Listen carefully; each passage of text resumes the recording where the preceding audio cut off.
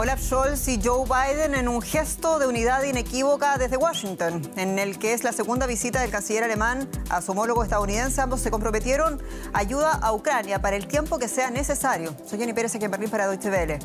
Destacamos: Scholz y Biden cierran filas en torno al envío de armamento para Ucrania y la presión contra el presidente ruso Vladimir Putin cuando se cumple un año de la guerra. Aún no se sabe quién está detrás del ataque en la región fronteriza de Briansk, en Rusia. El Kremlin responsabiliza a lo que llamó terroristas ucranianos infiltrados, pero Kiev rechaza las acusaciones. En tanto, paramilitares del grupo Wagner aseguran tener rodeada la localidad de Bakhmut. Y el primer informe de violaciones de derechos humanos en Nicaragua, presentado por la ONU, exhorta a la comunidad internacional a tomar acciones contra el régimen de Ortega y Murillo. Sobre los alcances y consecuencias hablaremos en Ginebra con el jefe de la misión de expertos penales.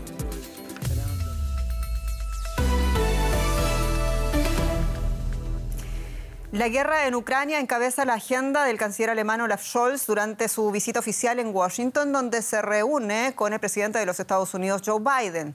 Se trata de la primera visita de Scholz a la Casa Blanca desde la invasión rusa en Ucrania. De hecho, es la segunda visita de Scholz a la Casa Blanca, donde ambos líderes además se han centrado una vez más en su apoyo a Kiev y en la preocupación de que China esté planeando proporcionar ayuda militar a Rusia. Estados Unidos también ha anunciado un nuevo paquete de ayuda militar a Ucrania por un valor de $400 millones. Y Scholz ha reiterado que Alemania se compromete a respaldar a Ucrania el tiempo que sea necesario. Vamos a escuchar. Es muy importante que actuemos juntos, que organicemos nuestro bloqueo para cumplir con el apoyo que durante todo este tiempo necesita Ucrania. Es el momento de que demos el mensaje de que seguiremos haciéndolo durante el tiempo que haga falta y sea necesario. Más armamento militar para Ucrania. Ampliamos detalles con el periodista José Díaz Briceño allá en Washington. José, apoyo inequívoco, decíamos, para Kiev. ¿Qué más dijeron los presidentes? Concluye una visita discreta, pero no menos estratégica, del canciller Olaf Scholz a la Casa Blanca, donde pudo pasar justamente una hora de su tiempo, una reunión de trabajo, pero también privada en algunos momentos, cara a cara con el presidente Joe Biden. El objetivo es alinear los objetivos de dos de las principales potencias del mundo respecto justamente al desarrollo de la guerra en Ucrania en un año que se considera estratégico para justamente el desenvolvimiento de cómo luchar contra la invasión rusa. En Washington se percibe que este año puede ser importante y es por eso esta reunión también era relevante desde el lado estadounidense, porque no solo por el desarrollo táctico, sino también por el posible cansancio después de un alargamiento del conflicto que pudiera ocurrir a finales de este año. Es por eso que el presidente Biden agradeció profundamente, así lo dijo con esta palabra, al canciller Scholz, no solo por el apoyo militar, sino también moral a Ucrania. Es por eso también que se reveló $400 millones en armamento por parte de Estados Unidos, que sumando todo ya superan más de los 32.000 desde el inicio del conflicto. Y China no fue parte oficial de esas declaraciones en el despacho oval y, sin embargo, es la clave a la hora de hablar y comprender esa estrategia conjunta de la que hablamos para Ucrania. ¿Qué posición mantienen estos líderes al respecto? El gobierno estadounidense ha dejado claro que un desarrollo como el que China provea armamento a Rusia significaría un cambio significativo y fundamental en el desarrollo de la invasión de Rusia a Ucrania. Ambos líderes han dejado claro el mensaje que han enviado a Beijing, e incluso el propio director de la Agencia Central de Inteligencia, William Burns, saliendo públicamente en algo inusual el fin de semana pasado. Hasta el momento, lo más reciente que tenemos del Consejo de Seguridad Nacional es que la información que los servicios estadounidenses tienen es que China aún no toma una decisión final, y sin embargo Estados Unidos ha dicho que ha transmitido el mensaje también de manera privada a los funcionarios chinos. Todo esto en un momento en que tanto para Alemania como para Estados Unidos China es un socio económico importante, y todas estas consideraciones se tienen que medir respecto también a esos intereses económicos de ambos países. José Díaz Briceño, muchas gracias en Washington. Pekín concretamente ha rechazado todo tipo de teorías y de acusaciones respecto a traspasar o no material militar letal hacia Rusia. Concretamente, eso es lo que se ha dicho. Y a propósito de aquello, antes del encuentro entre Biden y Scholz, Deutsche Welle hablaba con John Kirby, quien es el del Consejo de Seguridad Nacional de los Estados Unidos, sobre las informaciones que la Casa Blanca había difundido en las últimas semanas sobre ese supuesto apoyo militar chino a Rusia. Bueno, escuchemos lo que dijo. Aún no tenemos indicios para pensar que China haya decidido entregar armas letales a Rusia. Lo siguen teniendo sobre la mesa, pero no hay señales de que vayan a hacerlo ahora. Esperamos que no lo hagan y esa obviamente es una decisión que tiene que tomar el presidente Xi. Y esperamos que Xi vea que no sería de interés para China ayudar a Putin a seguir matando y masacrando a ucranianos inocentes. Lo que necesitamos todos es poner fin a esta guerra. No va a terminar hoy, porque Putin no va a hacer lo correcto. No va a ocurrir en breve, sino cuando haya negociaciones. Tenemos que asegurarnos de que el presidente Zelensky tenga éxito en el campo de batalla para que también lo tenga en la mesa de negociación. Paralelamente, el presidente de Rusia, Vladimir Putin, se reunía con miembros del Consejo de Seguridad Nacional ruso en Moscú, incluidos representantes del gobierno, del Parlamento, de las Fuerzas Armadas y de las agencias de seguridad rusas. El tema fue el incidente mortal en la región rusa de Briansk, que Putin califica como un acto de terrorismo ucraniano. Los nacionalistas rusos se atribuyeron la responsabilidad del ataque el viernes. Bueno, ahora la atención en todo caso está en la ciudad ucraniana de Bakhmut, el frente ferozmente combatido en el este del país. Estos soldados del grupo mercenario Wagner ya lo celebran. Tras 7 meses y 2 días, cada vez hay más indicios de que la ciudad de Bakhmut, en el este de Ucrania, está a punto de caer. Su jefe se dirige directamente al presidente ucraniano. Estimado Volodymyr Zelensky, las unidades del grupo Wagner tienen prácticamente rodeada Bakhmut. Solo queda una carretera abierta. El cerco cada vez es más estrecho. Si antes luchaba contra nosotros el ejército ucraniano, hoy vemos cada vez más ancianos y niños con los días contados, 1 o 2 días, que abandonen la ciudad porque están rodeados. Ucrania afirma que 5.000 civiles siguen resistiendo en Bakhmut. El ejército ucraniano informó que habían contrarrestado decenas de ataques en esta ciudad, aunque no lo suficiente para algunos lugareños. Queríamos estar hasta el final, pero la situación es insostenible. Es hora de huir de aquí. Tenía un piso en el Distrito 8 que ya no existe. Trabajé toda mi vida para comprarlo. Ahora ya no tengo miedo. Eso era cuando tenía 14 años. Ahora tengo 77 nietos. En su visita a los soldados heridos en el hospital de Leópolis, el presidente ucraniano Volodymyr Zelensky no comenta la retirada de sus tropas de Bakhmut. En su lugar, les agradece su compromiso y valentía. Kiev ha declarado en repetidas ocasiones que esta ciudad tiene un valor estratégico limitado. Mientras tanto, el presidente ruso Vladimir Putin anunció nuevas medidas antiterroristas ante el Consejo de Seguridad Nacional. El pretexto son los incidentes en la región fronteriza de Briansk, donde un grupo de saboteadores ucranianos mataron supuestamente a 2 civiles e hirieron a un niño.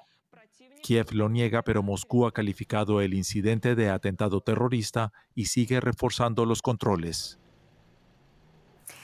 El informe sobre Nicaragua presentado el jueves por la ONU es prueba suficiente para activar el ejercicio de jurisdicción universal contra el régimen de Daniel Ortega y Murillo. Tras un año de trabajo, el grupo de expertos de derechos humanos sobre Nicaragua ha concluido que Ortega y su esposa cometieron crímenes de lesa humanidad en Nicaragua en connivencia con 7 instituciones estatales desde el año 2018, cuando las protestas sociales fueron reprimidas con balas de alto calibre por la policía y grupos paramilitares. Por lo pronto, el grupo de expertos de la ONU emplaza a la comunidad internacional a ampliar las sanciones a instituciones e individuos involucrados en las violaciones de los derechos humanos en Nicaragua. Los resultados del informe implican que ahora cualquier país podría iniciar una acción penal contra el gobierno de Nicaragua.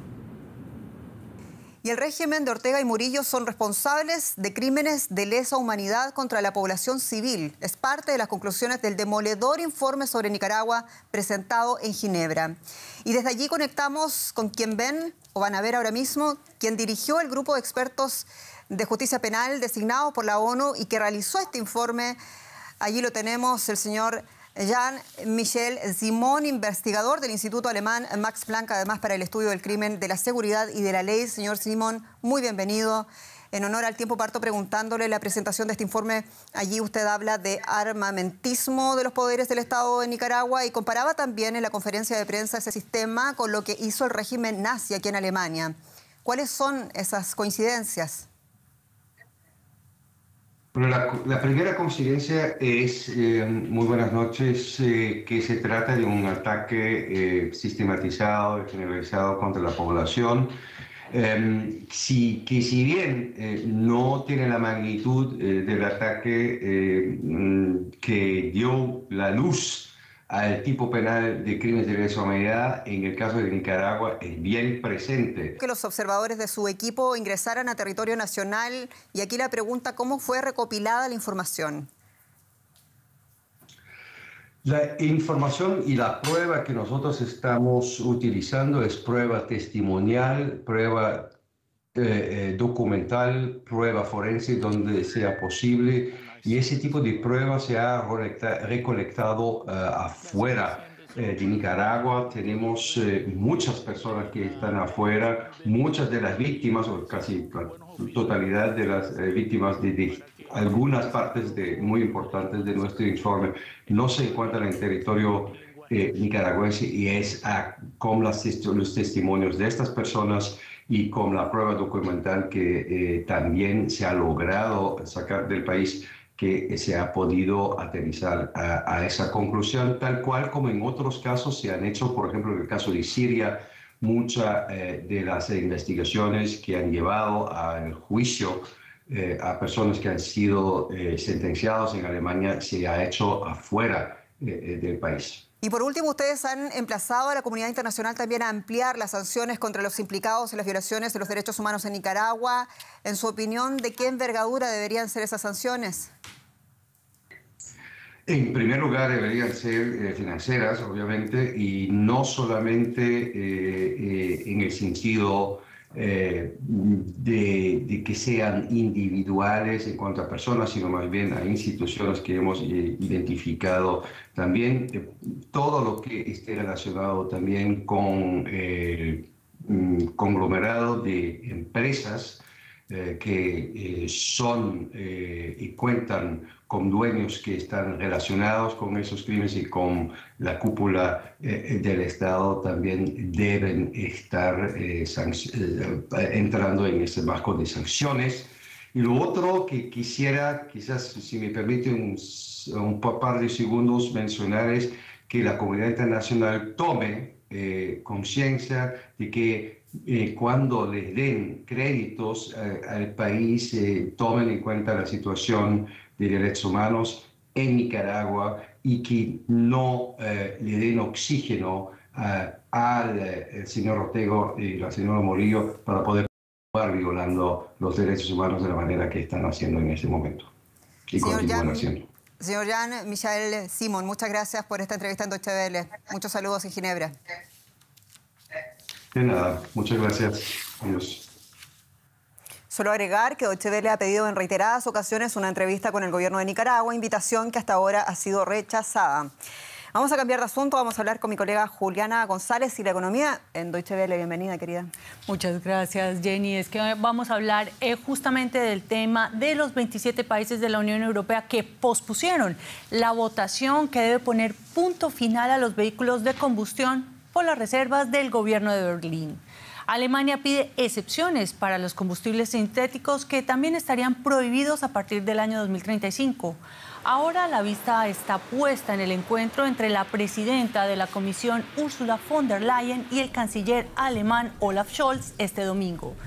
Pero también Italia se opone al plan comunitario, pues considera demasiado ambiciosa la meta europea de reducción de emisiones de gases de efecto invernadero, y además teme por las pérdidas de competitividad de su industria automotriz y de los puestos de trabajo que trae consigo esta medida.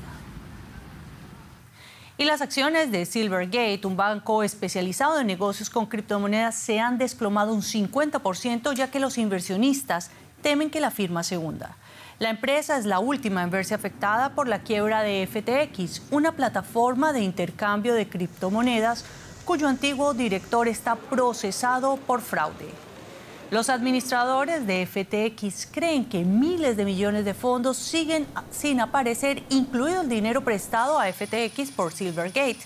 El miércoles la empresa informó que no podrá presentar a tiempo su informe anual y anunció que venderá más activos para pagar sus deudas. Y Amazon decidió aplazar indefinidamente la construcción de la segunda fase de su mega sede en Arlington, Virginia. Este retraso afecta a 3 torres de oficinas y al centro de conferencia Helix. Este megaproyecto está calculado en $2.500 millones y debería albergar a unos 25.000 empleados, de acuerdo con los planes de Amazon. Sin embargo, la pausa de la construcción de las edificaciones coincide con la mayor oleada de despidos de la historia de esta empresa y genera dudas del futuro de los desarrollos inmobiliarios asociados en ese sector y de la rápida expansión de Amazon. Los recortes de los gigantes tecnológicos siguen a toda marcha. ¿Y cómo impacta esto a los ecosistemas económicos de las ciudades como las conocemos? Un tema que exploramos con nuestra colega en Nueva York, Ana Nieto, a quien saludo encantada. Ana, esta reducción de espacio de oficinas no parece exclusiva de Amazon. ¿Cómo está la situación sobre el terreno?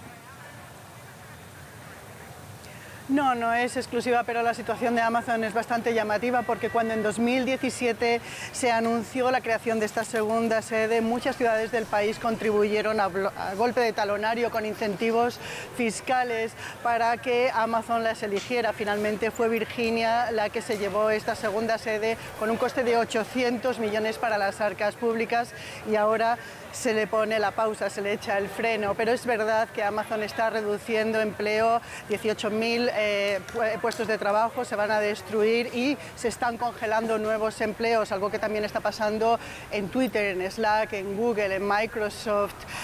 Todas estas empresas están reduciendo la cantidad de oficinas que tienen. Google acaba de cancelar también un proyecto para 6.000 trabajadores cerca de Seattle y además ha pedido a algunos de sus trabajadores que trabajan con horarios híbridos que compartan escritorio.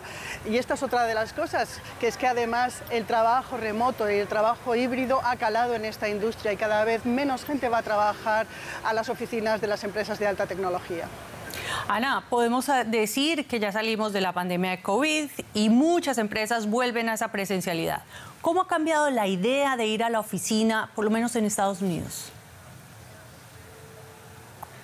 En Estados Unidos no está cambiando la idea de salir de casa realmente, precisamente porque el mercado de trabajo está muy tenso. Muchos de los estadounidenses están haciendo valer esto para quedarse en sus casas o tener unos horarios híbridos, ir al menos 2 o 3 veces a la semana a la oficina como mucho. Esto significa que los centros de las ciudades donde están la mayor parte de las oficinas están viendo que la actividad ha caído entre un 40 y un 60%. Solamente en las grandes ciudades se ha alcanzado el 50% de las ocupaciones de las oficinas recientemente. Y eso está cambiando mucho los centros de las ciudades. Muchos ayuntamientos como el de Nueva York o el de San Francisco están planteándose cómo cambiar y reconvertir oficinas a residencias. Es una cosa que es bastante difícil. Y también está cayendo mucho el gasto que se hacía en estas zonas. Menos cafés, menos comidas, menos compras de última hora. En Nueva York solo se calcula por Bloomberg que el gasto ha caído en 12.400 millones. Malo para los negocios, malo para las cuentas públicas. Esto sin duda, gracias Ana Nieto por estas valoraciones desde Nueva York. Nosotros dejamos hasta aquí la actualidad económica. Yo vuelvo con malas noticias, Juliana, porque los expertos están acabando la búsqueda de restos mortales de las víctimas de la tragedia ferroviaria de Grecia. Al menos 57 personas murieron después de que un tren de mercancías y otro de pasajeros chocaran cerca de la ciudad de Larissa. El viernes fue el tercer día de las protestas contra la situación de la red ferroviaria y para que se aclaren también las causas del accidente. Entre hierros retorcidos y restos calcinados, identificar a las víctimas es una tarea difícil. Días después del peor accidente ferroviario en la historia de Grecia, varias personas siguen desaparecidas. Algunas familias ya han podido despedir a sus seres queridos. pero para otras, la falta de información es angustiante. A eso de las 10:50 de la mañana me dijo: papá, voy a llegar tarde. Le llamo, no vengas antes. Todavía estoy esperando su llamada. En toda Grecia, la conmoción y el dolor se han ido transformando en ira. La mayoría de los muertos eran estudiantes que regresaban a la universidad tras un fin de semana largo. Miles de estudiantes se manifestaron en ciudades de todo el país exigiendo que los responsables rindan cuentas.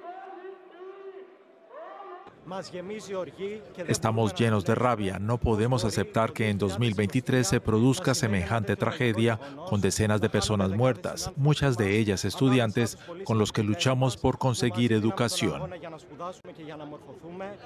Seremos la voz de todos los que murieron para que no se encubra ningún crimen y para que alguien asuma su responsabilidad. Funcionarios del gobierno han dicho que se trató de un error humano y han prometido una rigurosa investigación. Pero los sindicatos ferroviarios en huelga afirman que la anticuada red ferroviaria griega lleva décadas mal gestionada. Tras el accidente, el gobierno se ha comprometido a modernizar el sistema ferroviario del país. Un anuncio que probablemente no sirva de consuelo para los familiares de las víctimas. Las manifestaciones contra una petrolera se tornaron violentas este jueves en el departamento del Caquetá, en el suroeste de Colombia. Como consecuencia, un campesino y un policía fallecieron durante la toma de instalaciones y la quema de parte de la infraestructura.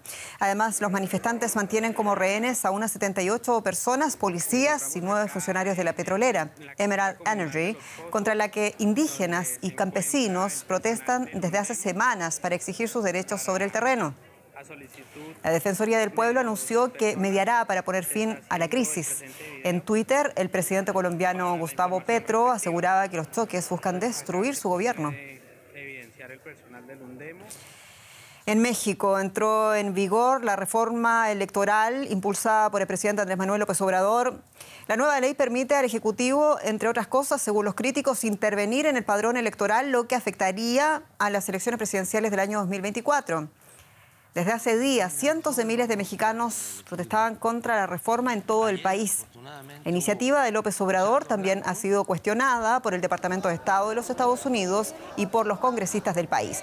Ahora será la Suprema Corte de Justicia de la Nación quien analice la constitucionalidad de la nueva ley. Y la Fiscalía General de Ecuador solicitó este viernes el arresto domiciliario para el expresidente Lenín Moreno al formular su acusación por el caso Sinohydro, que gira en torno a presuntos sobornos recibidos por la construcción de una central hidroeléctrica. La Fiscalía cifró en $660.000 el supuesto dinero ilícito recibido presuntamente por el expresidente Moreno y su esposa. La Fiscalía acusa a un total de 37 personas, entre las que se encuentran una hija, así como otros 5 integrantes de su familia.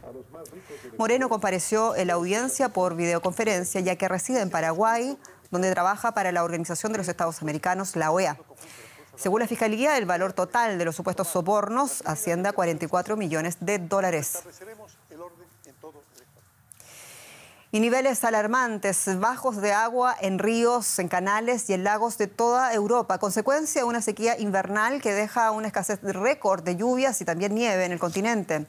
Los expertos advierten de que estas condiciones podrían dar lugar a una repetición de las graves sequías experimentadas el verano pasado, las peores en 5 siglos. Así es la sequía invernal en Francia, España e Italia, lagos y ríos muy por debajo de su nivel normal o completamente secos y campos de cultivo áridos y polvorientos. Antiguamente este era una isla del lago de Garda, hasta que quedó unida a la orilla. Vivo aquí desde hace 18 años y nunca había visto el lago tan seco. Antes venía en barca, pero ahora puedo llegar andando. Esperemos que llueva pronto.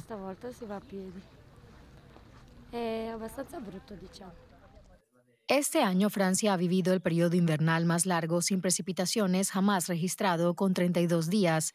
En los Alpes ha nevado apenas la mitad de lo habitual y el río Po italiano, que alimenta a gran parte de la agricultura del país, ha bajado un 61% respecto a su nivel normal. La cosecha de arroz en Italia se ve amenazada por segundo año consecutivo. Hay factores del terreno que impiden labrar. El suelo es tan duro que los arados no pueden penetrar en la tierra. Los agricultores no son los únicos alarmados. La falta de nieve implica menos agua de deshielo en los próximos meses para lagos y ríos. Eso se traducirá en menos energía hidroeléctrica de las presas y falta de refrigeración para los reactores nucleares. Francia está preparando un plan de acción para ahorrar agua a escala nacional. El país necesita hacer con el agua lo que hemos hecho con la energía, una especie de plan de austeridad. Todos debemos cuidar este recurso que se está volviendo escaso. Es el fin de la abundancia. Pero por mucho que la gente ahorre, es necesario que llueva más. Los meses de primavera serán cruciales y los meteorólogos no saben cuánto lloverá. Si no resulta suficiente, Europa podría enfrentarse a otro verano de devastadoras sequías.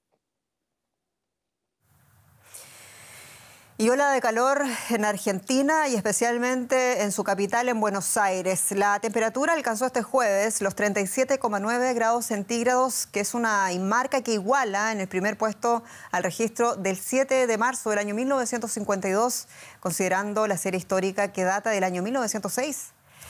Buenos Aires tuvo el día más caluroso para un mes de marzo luego de más de 70 años.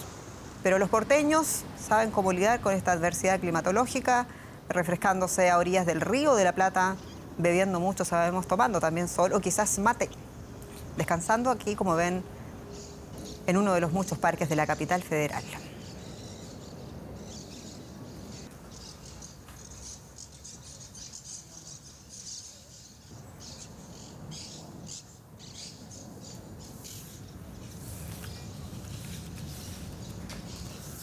Y cómo nos hace falta reflexionar en la dirección que vamos. Bueno, con esto terminamos. Como siempre, les agradecemos su confianza, su sintonía. Soy Jenny Pérez, esto es Deutsche Welle para ustedes. Noticias en español, desde Berlín y en directo. Hasta pronto.